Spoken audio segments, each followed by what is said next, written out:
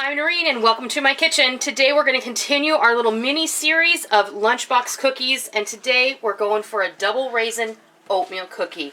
This is my personal favorite for a soft and chewy cookie. It's loaded with two different kinds of raisins, cinnamon, nutmeg, and old-fashioned goodness. Let's go see how we make these.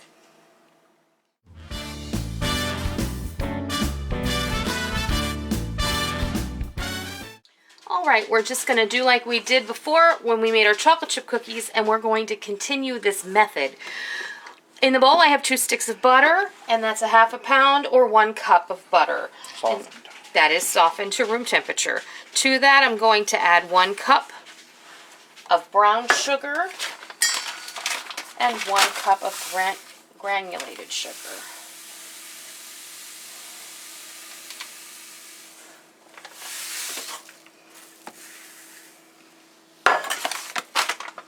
And we're going to put the color on and let this cream.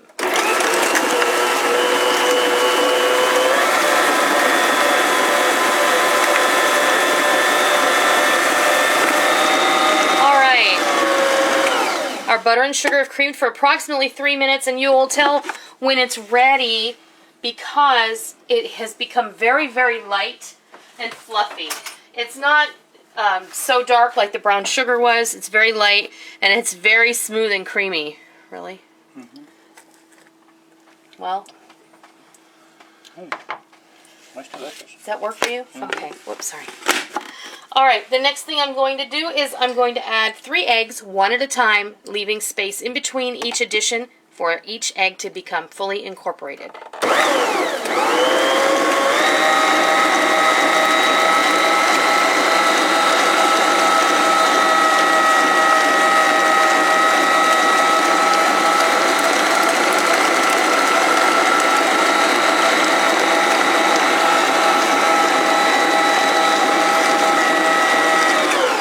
Alright, next thing we're going to do is now, if you are mixing by hand or have a different type of mixer, I highly recommend that you mix your baking powder, salt, cinnamon, nutmeg, and baking powder, salt, cinnamon, and nutmeg. That's all there's in there. In with your flour, and then just set it aside so it's ready to go. Today I'm going to just drop it right in. There's a teaspoon of salt, a teaspoon of baking powder, a teaspoon of cinnamon, and a half a teaspoon of ground nutmeg. And I'm just going to go ahead and give this a whirl. And then it's going to start to smell really yummy. Alright, now, don't worry about this because it'll get mixed in later. We're going to add our flour. We're going to use 2 cups of flour.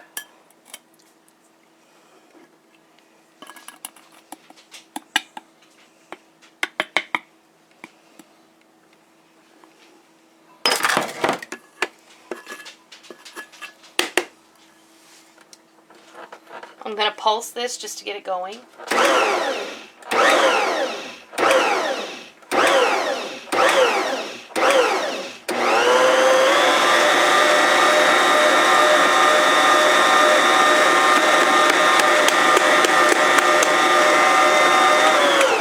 And that's mixed in, and then we're going to use 3 cups of old-fashioned oats. You don't want to use You don't want to use instant oats or quick oats or anything like that. You want to use old-fashioned, long-cooking oats. So, 3 cups of those.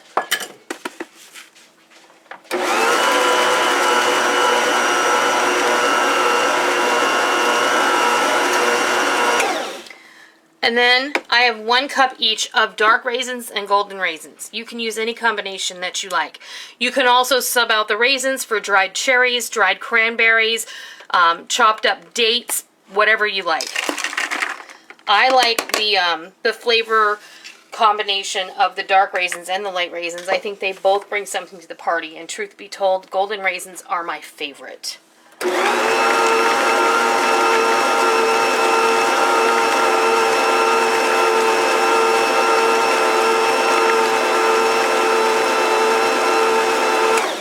just mix that until those raisins get combined in there. Now we're ready to move on, and I'll meet you back here in just a second. I'm going to clear the mixer away, and I'm going to grab my scoop, and we're going to start scooping the cookies. All right, I am going to scoop out my cookie dough, and I'm going to put 8 cookies per sheet. This recipe is going to render approximately 2 dozen cookies. Now, the oatmeal cookie dough can tend to be a little sticky, so you want to have I have a little jelly jar here full of warm water just to dip my scoop in, and this is a 1/4 cup scoop. And these are going to make a nice size puffy cookie that's full of, the raisins, and it's going to be full of cinnamon goodness, and you're going to love it, I promise. I have my oven preheated to 325 degrees. And we're just going to go ahead and pop this right on in there. These are going to bake for 18 to 20 minutes, or until the outer edges are lightly golden brown and the middles are puffy. And you're going to take them out when it's time to do that. I'll bring you back. These cookies have been in the oven for 20 minutes, and they are perfectly golden brown. And you'll see they look like they're not quite finished in the middle, but that's how you want them. You want these cookies to remain on the baking sheet. Just leave them there on top of your stove for about 10 minutes. This way they're going to continue cooking, and the baking sheet, the heat that's resonating from the sheet is going to continue to finish the cooking process on these cookies. So when those are cooled for 10 minutes, basically what I do is I put my next sheet in the oven, just like this. And then when those come out, I pull these off and put them on a cooling rack to cool all the way, because they'll still be a little warm in the middle. You don't want to put these in a container or bag or anything until they're completely room temperature. Once this first tray is cool, your family's going to have at it. You probably won't need to put those away anyway. So, we'll be back when all the cookies are finished, and we'll show you what they look like all together. All of our cookies are done, they're cooled, and they're ready to enjoy. Not that my family hasn't already enjoyed them, because like I said about that first pan, yeah, you know what I'm saying? Quality control, we're all about that in this house. Yep. We would never ever tell you to make something if we did not first test it for you. These cookies... We took one for you. Like I said at the beginning of this video, these are my personal favorite. I love an oatmeal cookie, and this is chock full of raisins. And they're just perfect. I love these cookies. The bottoms are just ever so slightly browned. They're crispy on the outside edge. They're dense, moist, and chewy in the middle. And they're perfect. Yes, Here, enjoy. They're crunchy on the outside, but when you get to the middle, it's soft and chewy. It's delicious. They're wonderful. And you can see how many raisins are in the cookies. They're not flat. They're just nice, and they have a nice rise on them. Oh, they're so good. You are going to love these. These are perfect for lunch boxes. These are perfect for the holidays. These are perfect to share or keep all for yourself. No judgment here.